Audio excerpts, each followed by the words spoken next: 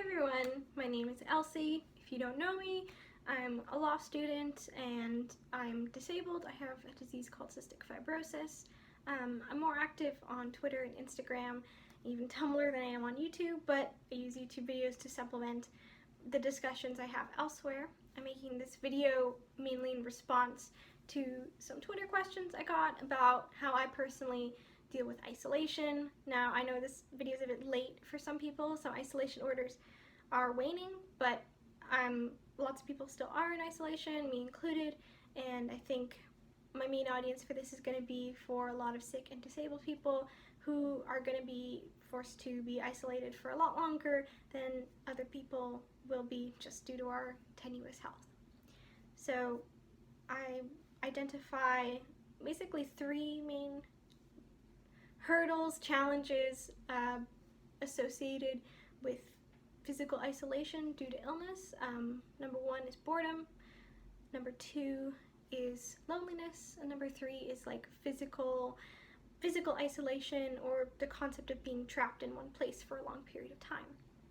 And I'll talk about each of these, and I'll provide timestamps below if you only think that you have, major issues with one of these categories. So first, boredom. Boredom is very common, especially if you're someone who finds entertainment mostly through group activities or going outside often. For someone like me, I grew up pretty sick. I grew up spending a lot of time indoors, spending a lot of time alone, so thankfully I had many years to develop the skills and abilities of learning to be on my own and learning to be on my own indoors with limited entertainment. So I have a few things that I turn to when I'm indoors. Like, number one, reading. It's very simple, but I'm used to reading. I'm a big reader. I find that reading is really helpful. Two, I find any kind of crafting or building or creating to be one of the best things you can do while indoors. I like baking. I like making polymer clay items. I sew. I build things for my hamster's cage. I can do different things, and the concept of like the fulfillment you get from creating something and the physicality of making things with your hands can be really soothing and very helpful if you're feeling like you're not being productive. Even though this isn't the time to feel like you need to be super productive, it's good to have something that you can make or do. Another thing I really like doing is listen to audiobooks or lectures online. I find that it's really helpful because you, one, get the concept of like having somebody else speaking to you. I live alone, me and my hamster, so I find that having another voice involved in my apartment can be helpful and stimulating, even just while I'm cleaning or just sitting down and relaxing. If I'm in pain, audiobooks or lectures are my best friend. And another thing is anything you can do online. I'm not sure I should be encouraging like excessive screen time while in isolation, but it's something I do. Whether it's just me going on social media, watching videos, watching Netflix. I just got a free trial through the Smithsonian channel, so I've been watching a lot of documentaries because I love those.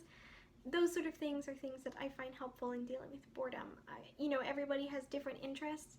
I think my only advice is if you're someone who you get bored unless you're going out or doing something, I think this is a good time for self-reflection and thinking about what things you can do to entertain yourself.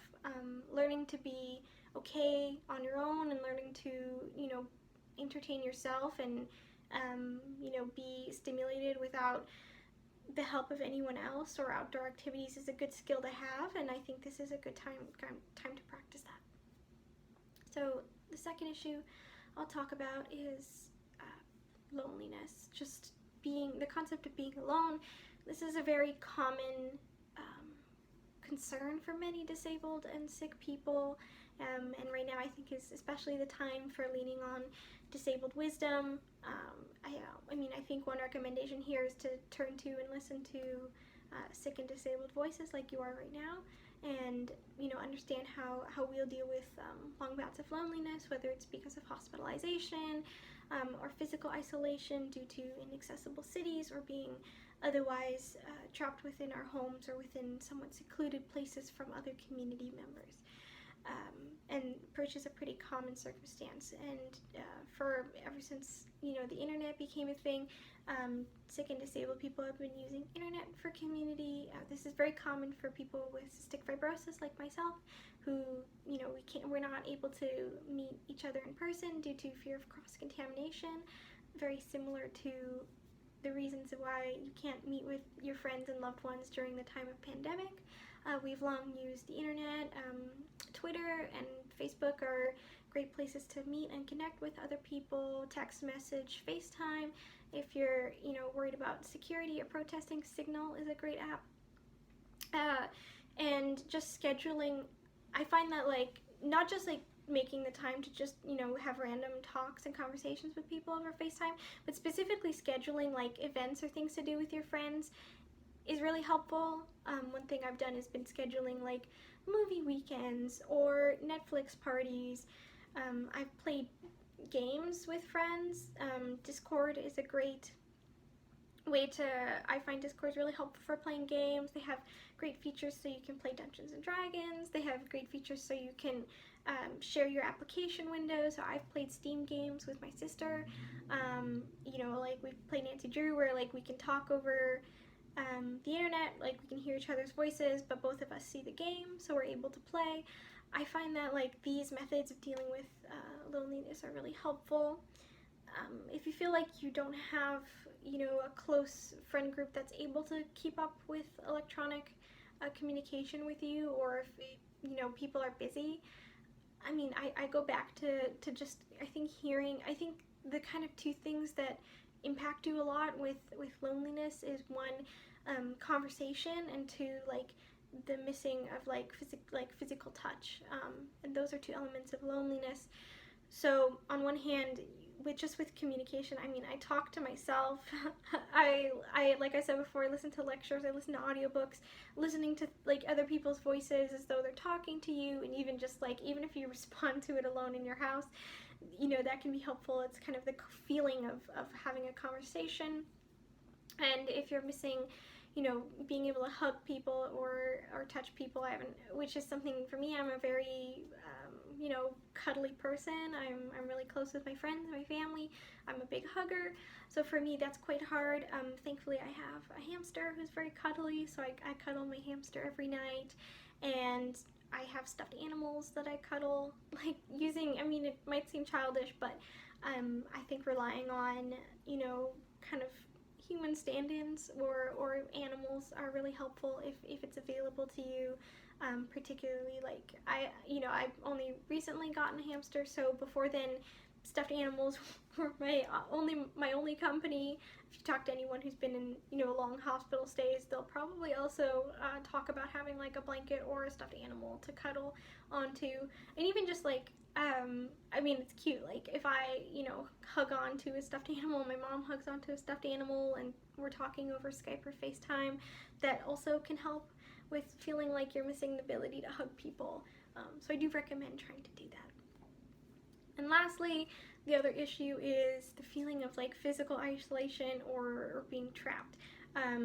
This is something that's not unfamiliar to me, but I feel at this point is starting to get to me, because I live in a one-bedroom apartment in a crowded downtown city area. I'm here for law school. I live by myself. I haven't been able to go for a walk or leave outside because I'm in a congested area and people aren't wearing masks and things like that, so it's not safe for me. I haven't been grocery shopping, so I haven't had the opportunity to go out. So what I've been trying to do is walk the length of my apartment. I found that shifting furniture can help just make the space feel different for me. And keeping up with physical activity can help feelings of being trapped, just doing yoga or physiotherapy exercises in your bed.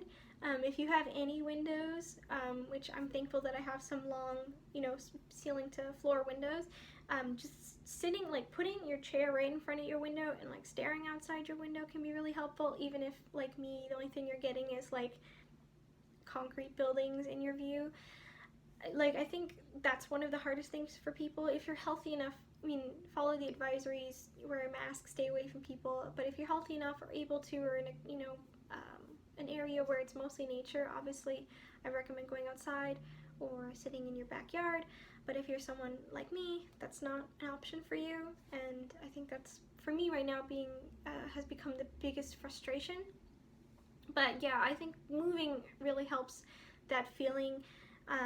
Another thing I try to do is like move like around my house throughout the day if I can. Like a lot of the times I'm lazy or just tired or sick.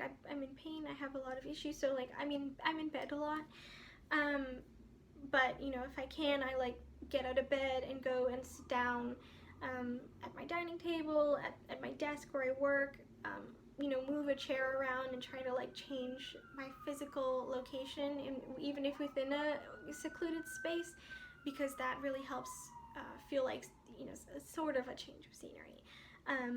I mean, I pace a lot. Like I just walk back and forth and try to like visualize the space. I've been watching like National Geographic and other kind of nature videos to pretend I'm not here.